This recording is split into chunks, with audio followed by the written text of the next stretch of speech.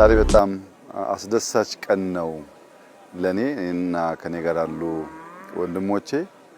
ያው እንደሚታወቀው በሀገር ደረጃ ብልጽግናን ማረጋገጥ አለብን ስንል በሃውስሆልድ ሌቭል እያንዳንዱ ዜጋ ከነበረበት የኑሮ ዘዬ ወደ ተሻለ ደረጃ ማደግ አለበት ማለት ነው።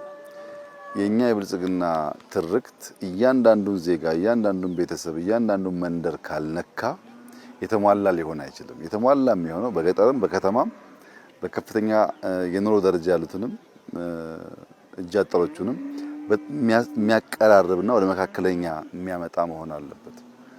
በከተማ የከተማ ኮሪደር ብለን ላለፉት 4-5 ዓመታት የእጅ አጠር ሰዎች ቤት እያፈረስን መንደሮች እንደቀየርን ይታወቃል። ለምሳሌ እኛ አዋሪ አካባቢ በጣም ዝቅተኛ የሚባል የአኗኗር ዘይን የሚኖሩ ዜጎቻችንን አካባቢውን ለመቀየር ቤት ገንብተን ለመስጠት ሞክረናል እና ያ ልምምድ በግል ሀብት ያላቸው ሰዎች፣ ጉልበት ያላቸው ወጣቶች፣ መርዳት የሚፈልጉ ሰዎች ታክለውበት በከተሞች አካባቢ በመቶ ሺዎች የሚቆጠሩ ቤቶች ተሰርተዋል። አዲስ አበባ ብቻ በጣም በርካታ ቤቶች ፈርሰው ተገንብተዋል፣ ተጠግነዋል። ያ በከተማ ላይ የሰራነው ስራ ወደ ገጠር ካላመጣ ነው በቀር በከተማ ብቻ ሰርተን ብልጽግና ልናረጋግጥ አንችልም። አብዛኛው የኢትዮጵያ ማህበረሰብ አሁንም ገጠር ውስጥ ስለሚኖር ገጠሩን መቀየር ያስፈልጋልና የተሻገረ ገጠር ከነበረ የኑሮ ዘዬ ከፍ ያለ ገጠር መፍጠር አለብን የሚል ትልም የነበረን።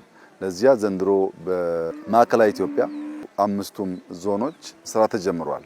በሃላባ፣ በከምባታ፣ በስልጤ፣ በሃዲያ እና በጉራጌ ዞን በ5ቱ አካባቢ እኛ ሳምፕል ቤቶች እንሰራለን። የምንሰራቸው ቤቶች ቀደም ሲል እንዳያችሁት የአንዱ ቤተሰብ ቤት 3 ቤድሩም አለው። በቂ የሚባል ሳሎን ሊቪንግ ሩም አለው። ከጓሮም ከፊትም እርሻዎች አሉ። እንደምታዳምጠው ከብቶች ተለቀው ማሳ ላይ ሳይሆን ልክ እንደሰለጠነው ዓለም የሚመገቡበት ቦታ ተዘጋጅቶላቸዋል። ከብቶችና አርሶ አደሮች እንደከዚህ ቀደሙ አብረው አያድሩም።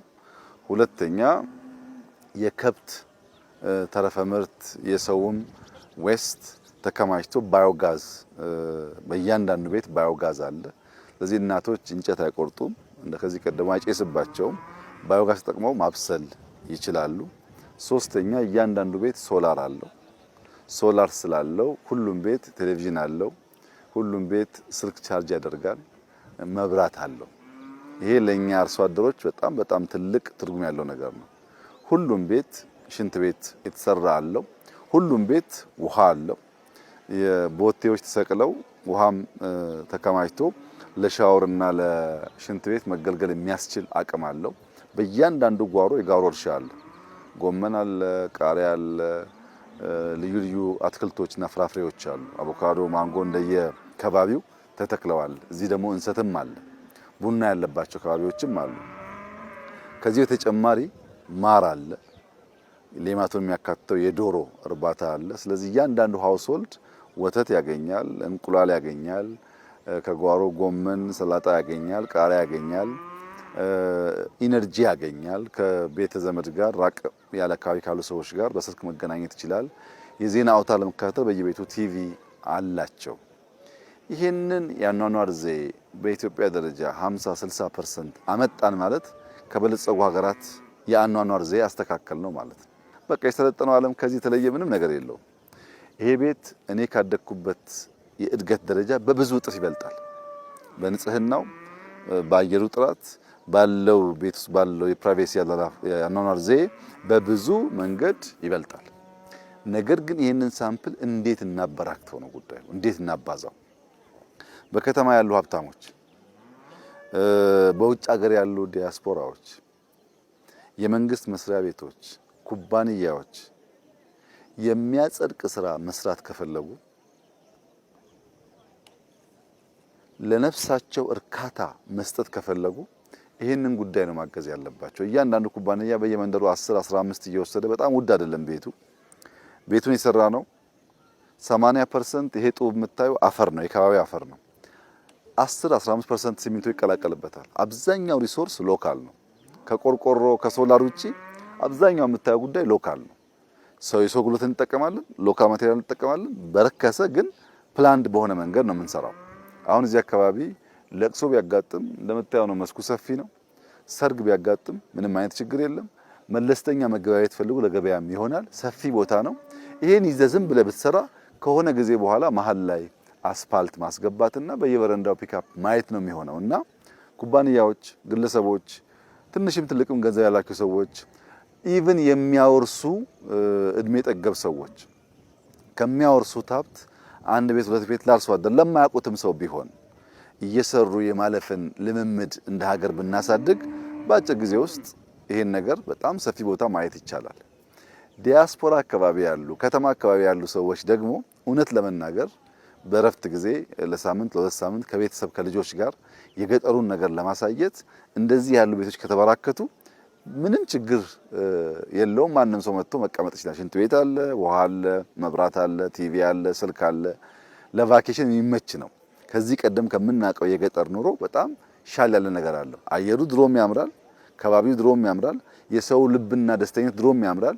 ችግሩ ቤት ነበር። እሱን ከቀየር እየመጣን የምናርፍበትም ሊሆን ይችላል። ከተለያየ ቦታ ቤተሰብ ጠያቂዎች ከተማን ምንም አያስፈልጋቸውም። እውነት ለመናገር በዚህ ደረጃ ንጹህ ነገር ከተማ ውስጥ ብዙ አይታይም። ከተማ ጥግጊቱም የጠበበ ስለሆነ የመቆሸሽ አቅሙ ከፍተኛ ነው። እዚህ በጣም ንጹህ አየር፣ በጣም የሚያምር ነገር የምትበላው ሁሉ ድንች ነው፣ ስኳር ድንች ነው፣ የተቀቀለ ነው፣ ሄልዚ ነው ከምግብ አንጻርም ሲወሰድ እና ይሄንን ነገር ማበራከት ለመንግስት የሚተው ሳይሆን እያንዳንዱ አርሶ አደር ይሄንን የኑሮ ዘዬ መመኘት መቅናት አለበት። ያኛው ገበሬ ከዚህኛው ገበሬ ያኗኗር ዘዬ ማነስ የለበትም። ወረዳው፣ ቀበሌው፣ ዞኑ፣ ክልሉ ዋና ስራው የዜጎቹን ህይወት ማሻሻል ነው። ሻል ያለ ሀብት ያላቸው ደግሞ ሰዎች ይሄንን መደገፍ ነው። ሁላችን 10፣ 15፣ 20 ብንሰራ በሺዎች ገጠር ውስጥ ይሰራል። ሰው ሀብት አለው፣ አቅም አለው። አቅጣጫ ማሳየት ማመላከት የሚያስፈልገው ማገዝ ነው የሚያስፈልገው። ገንዘቡን አስቀምጦ ኑሮ የቆሸሸ ነው። ለምሳሌ 10 ላም ያለው ሰው 10 ላም አያስፈልገው። 10 ላም መስክ ላይ የምታሰማራ ከሆነ በስጋውም በምታገኘው ወተት ዝቅተኛ ነው።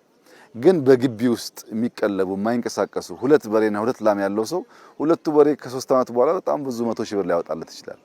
እና አይናቸውን መግለጥ ብር የሚያገኙበትን መንገድ የኑሮ ዘዬ የሚሻሻልበትን መንገድ መፍጠር ነው እንጂ የአቅም ጉዳይ ብቻ አይደለም። ከዚያ በኋላስ በአቅራቢያው ትምህርት ቤት ትሰራለህ፣ ጤና ኬላ ትሰራለህ፣ አንድ አምቡላንስ ትመድባለህ፣ እናቶች እዚህ ይወልዳሉ።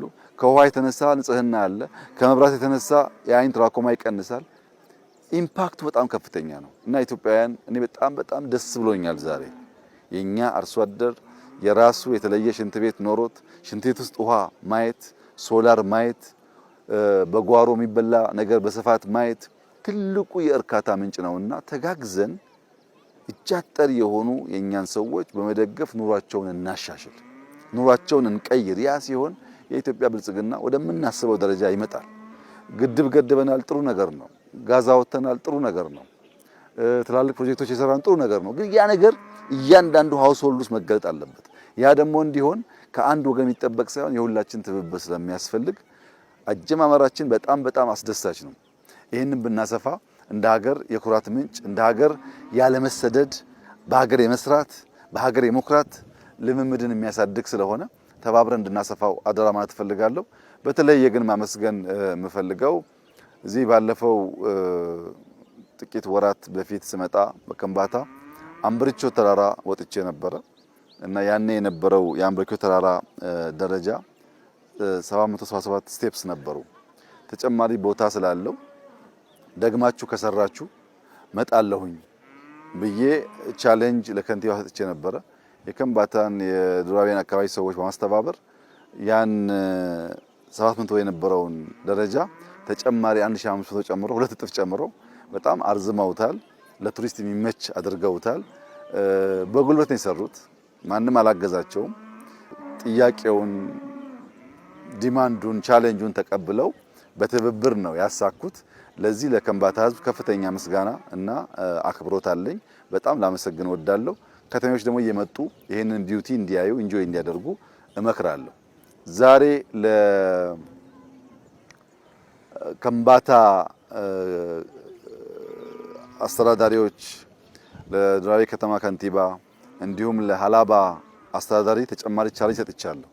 ይሄን የሰራነው እኛ ነን። ሳምፕሎቹን የሚቀጥለው ዓመት የዞኑ የከተማ አመራር ሰውን አስተባብሮ ይሄንን ቤት መቶ ካደረሰው ተመልሼ እንደመጣ ቃል ገብቼላቸዋለሁ። 100 ዝቅተኛው ነው። ከዛ የበለጠ መስራት ይቻላል። ግን አርሶ አደር አስተባብረን፣ በከተማ ያለ ነዋሪ አስተባብረን፣ ባለሀብት አስተባብረን ይሄንን መንደር 100 ብናደርገው በሚቀጥለው ደግሞ 1000 ብናደርገው በዚያ መንገድ እየተበራከተ ብዙ ዜጎች የሚነካ ስለሚሆን ለከምባታና ለሃላዋ ነዋሪዎች በሙሉ ለአመራሮች በሙሉ እና በጎ ልብ ላላቸው ዜጎች በሙሉ እስከሚቀጥለው ዓመት የኛ ድጋፍ እንዳሁኑ ሳይታከልበት በዞኑ አቅምና በህዝቡ ትብብር ተጨማሪ 100 አርሶ አደሮች ኑሯቸው ካለበት ደረጃ ወደዚህኛው እንዲመጣ አዲስ ቻሌንጅ ሰጥቻቸዋለሁ። እንደሚያሳኩት ተስፋ አደርጋለሁ። ከተሳካ እኔም በቃሌ መሰረትቼ መልሼ የማያቸው ይሆናል። እንበርታ፣ እንስራ። ካልሰራን ካልተጋን የሚመጣ ለውጥ የለም። ስንተጋ ይኸው ለውጥ ልናወጣ እንደምንችል ታይቷል እና ከተጋን፣ ከሰራን፣ ከበረታን፣ ከተባበርን ውጤት ስለሚመጣ በዚያው መንፈስ አበክረን ቀንካይት በመልፋት የሀገራችንን ብልጽግና እንድናፋጥን የጀመርነውን መልካም ጅማሮ ከፍጻሜ እንድናደርስ ድህነትን ታሪክ እንድናደርግ፣ ችግርን ታሪክ እንድናደርግ፣ በሽታን ታሪክ እንድናደርግ አደራ ማለት እፈልጋለሁ። አሁን ባያችሁት ትራኮማን፣ ተላላፊ በሽታዎችን፣ ከከብት የሚተላለፍ በሽታን ብዙ ነገር የሚያስቀር ስለሆነ የዜጎቻችንን የኑሮ ዘዬ መቀየር ብቻ ሳይሆን የቆይታ ዘመናቸውም እንደሚያልቅ ጥርጣሬ የለኝም። በጣም ደስ ብሎኛል። አስደሳች ጊዜ ነበረ። ሁሉንም እንኳን ደስ ያላችሁ፣ እንኳን ተሳካለን፣ እንኳን ተከናወን ማለት ፈልጋለሁ። ያኔ እንጨርሳለን መተን እናስመርቃለን ብያለሁ። በቃሌ መሰረት ጨርሰናል። ዛሬ ተመርቀዋል። ሌሎቹም እንደዚሁ እያስመረቅን እድገታችንን ማስቀጠል የሁላችን ድርሻ ይሆናል። እጅግ አድርጌ አመሰግናለሁ። እንኳን ደስ ያላችሁ።